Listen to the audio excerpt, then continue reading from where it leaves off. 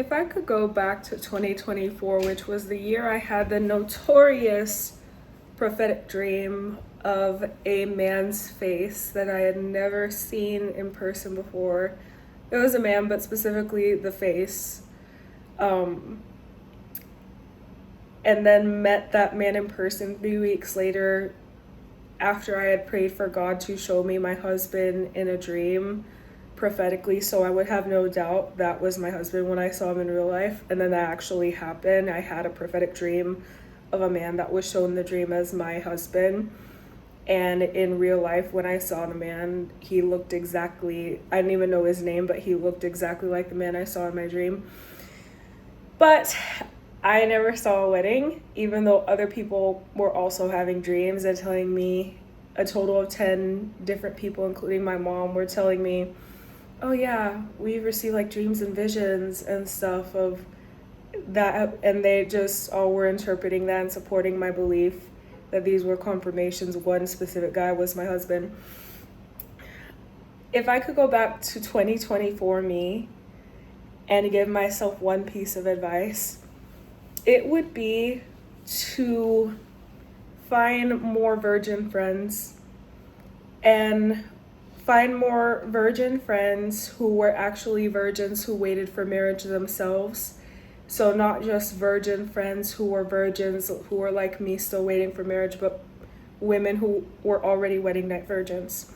That would be the number one piece of advice that I would go back and give 2024 me, who had a lot of faith that I had a marriage promise and had correctly identified my husband.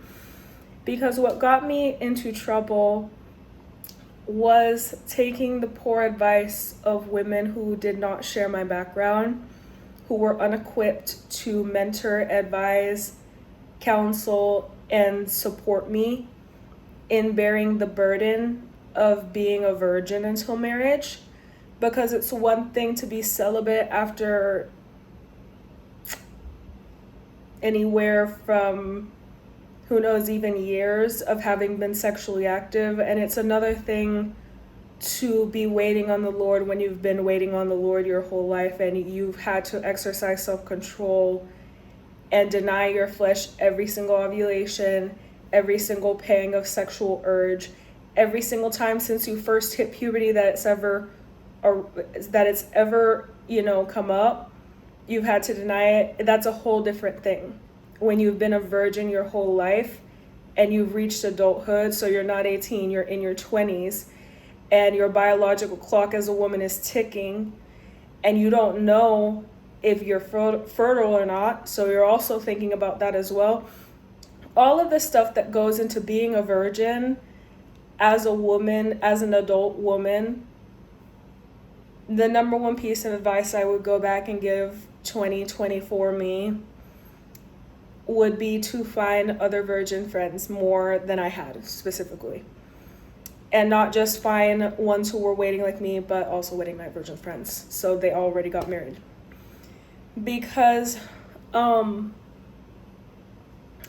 friends I had, let me, of the 10 who told me that one specific guy that was the guy that I saw in a prophetic dream in 2024 and then saw him in real life. Of the 10 who told me, God confirmed to me this is your husband. I heard God tell me this is your husband. He sent me a vision showing him as your husband. He sent me a dream showing him as your husband. Of the 10, one of them was, to my understanding, also a virgin waiting for marriage. One. And one of them was my mom, who was a virgin until my dad, as I've shared in previous videos. So my mom was a virgin until she met my dad, but they just didn't wait for marriage. But my dad has remained her only person to this day. And they've never divorced, so they've been separated. But of the 10, there was my mom, who was a virgin but didn't actually wait until wedlock, who believed that she had received dreams and visions as confirmations from God. I had correctly identified the right man as my husband. Because while I was fasting and praying, as I've shared a bunch, my mom was also fasting and praying a bunch. trying to make sure we hadn't run to another counterfeit. And she believed God had been consistently setting her dreams and visions as confirmations that we both had correctly discerned the right person as my husband. So there's my mom. And then there's the one friend that I had outside my family who also attested to have been a virgin waiting for marriage. The other 8 were born again virgins. And I lost all those friends. Every single one of those friendships. Because it got to the point where me being a family girl and putting my family first and having a responsibility before God to do that, and aiming to honor my parents, but specifically my mom, who was there for me before all of the friends were. My mother began counseling me, encouraging me to consider that I was running into confusion because the women who were counseling and mentoring me did not share my background. And I did run into a lot of confusion last year that sent me into a mental health crisis that I've spoken about in different videos on this channel as well, and I'm not gonna rehash it because I've spoken about it already in other videos. The fruit of being a young woman who was a virgin, waiting for marriage, listening to the counsel of born again virgins, was genuinely the worst I've ever seen in my life. If I could go back, I would not just suggest to 2024 me to get more virgin friends, but beseech 2024 me to do that. Beseech her to not be the nice girl, the sweet girl, the girl who doesn't want to be mean to anyone and hurt feelings, by limiting who I share my personal business with to women who have my background. Because as it turned out, those same women who were born again virgins telling me and reiterating this idea that I had correctly discerned my husband, one by one, they fell off being extremely nasty, specifically the ones who were older than me. The ones who were younger than me tended to be sweeter. So this isn't referring to them. Most of the 8 were older than me.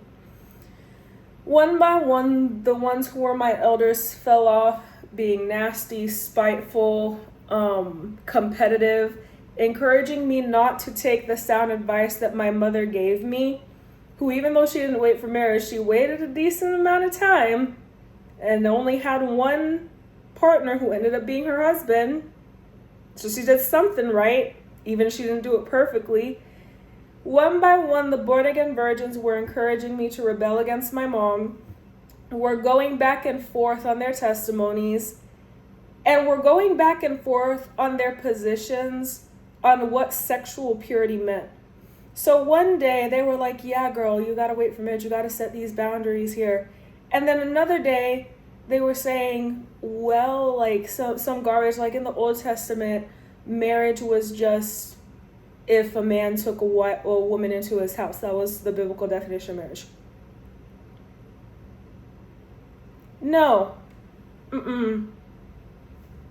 That's the biblical definition of becoming a baby mama. Like, if you take that and translate it into today, that's the biblical definition of what we see today manifest as women giving wife privileges to boyfriends and being long-term girlfriends and then ending up being baby mamas. That's how you end up being a baby mama. That's a formula. So, this caused so many problems because not only were the born-again virgins giving me bad advice, but they were also unwilling to be corrected.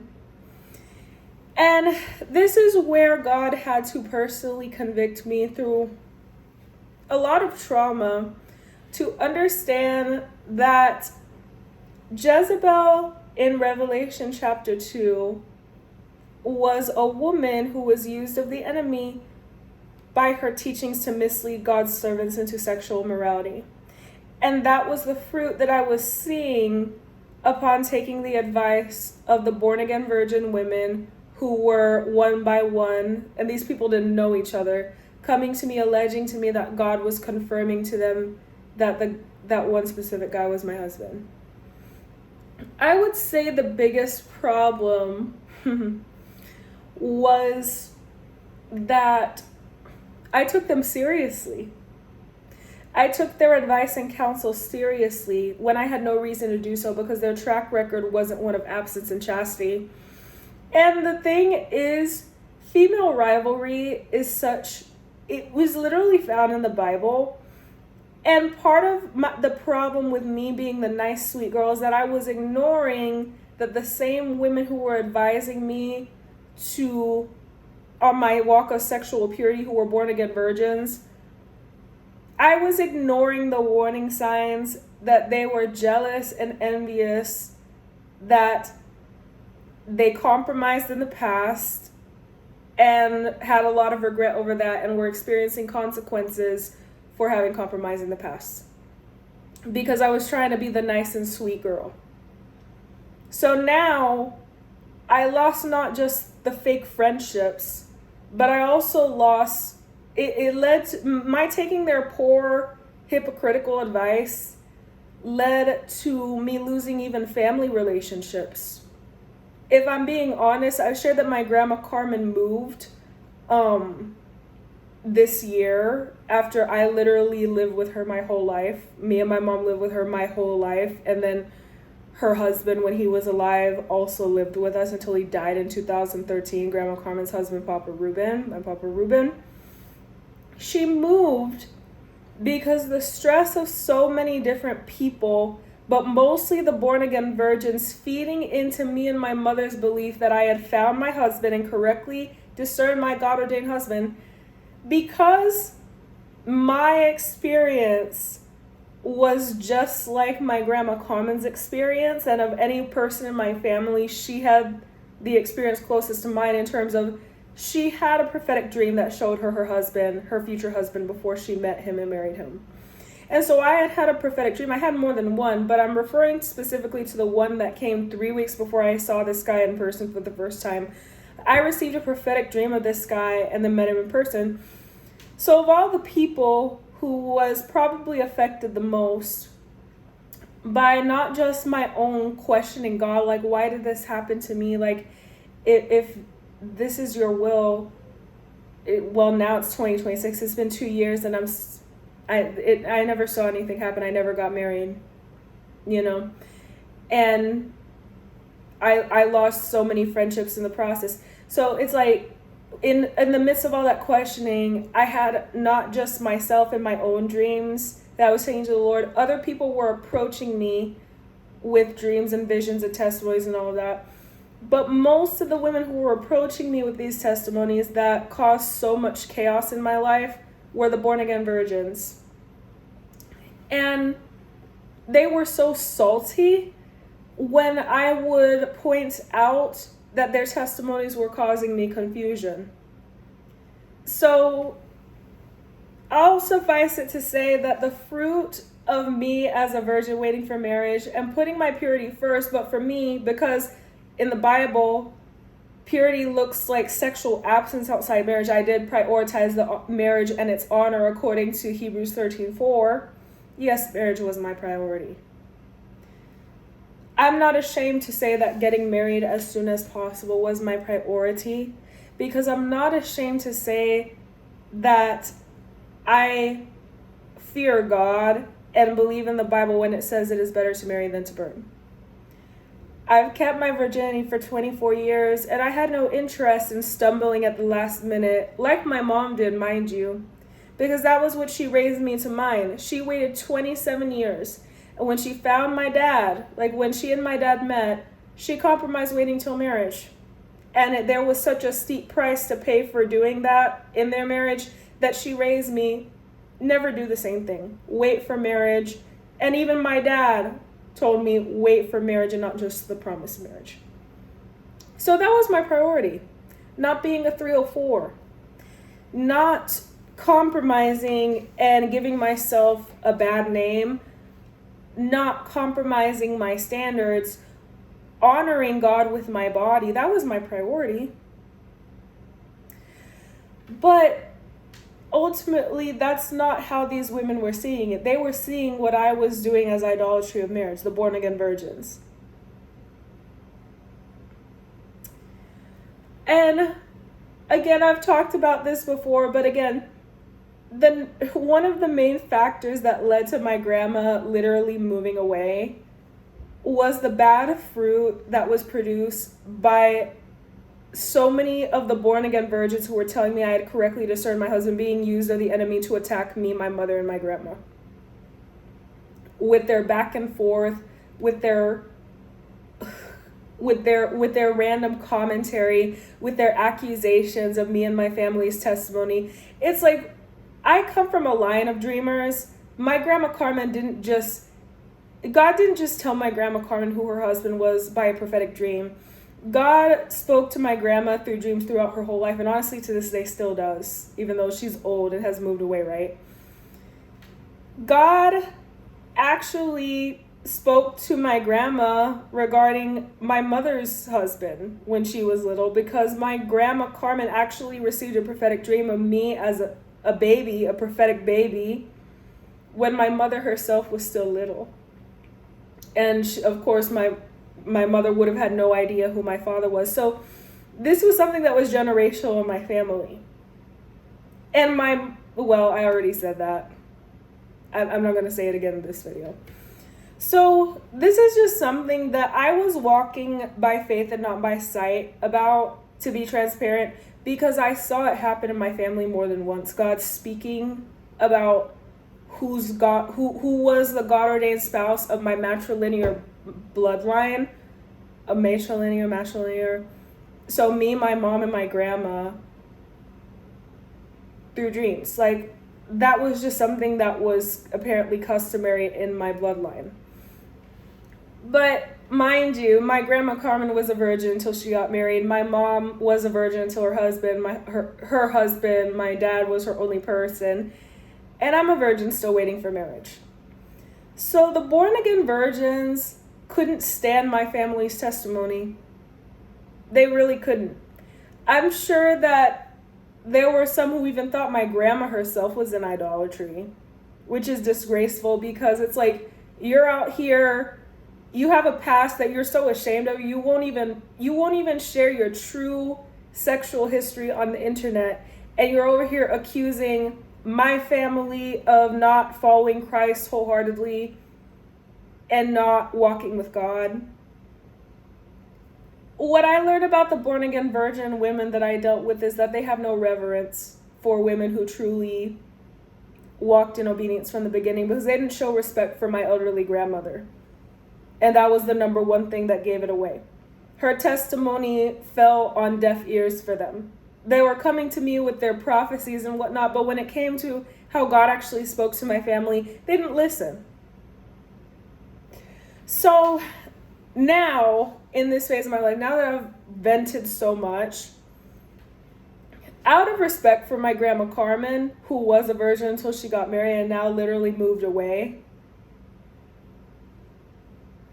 after all this trauma, I made a decision out of respect for my grandma Carmen that I was going to stop taking the bad advice of born-again virgin women who allege to be Christians, because they don't know how to help a virgin girl wait for marriage. They just don't.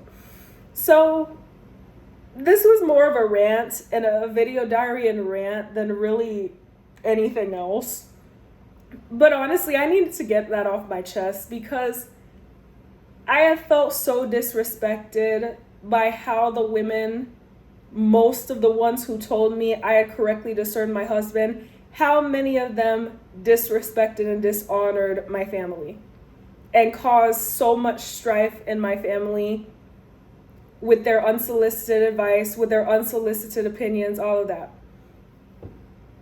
But to the virgins, if you're still watching, if you haven't, been like, what in the world is this, and checked out, it is worth surrounding yourself with other virgin friends who are waiting for marriage, like-minded friends. Because, yeah, this video is already 20 minutes long and I'm not going to make it any longer. I think that if you need a while on it, you can rewind the video and watch it back from the beginning. But that's all for this one.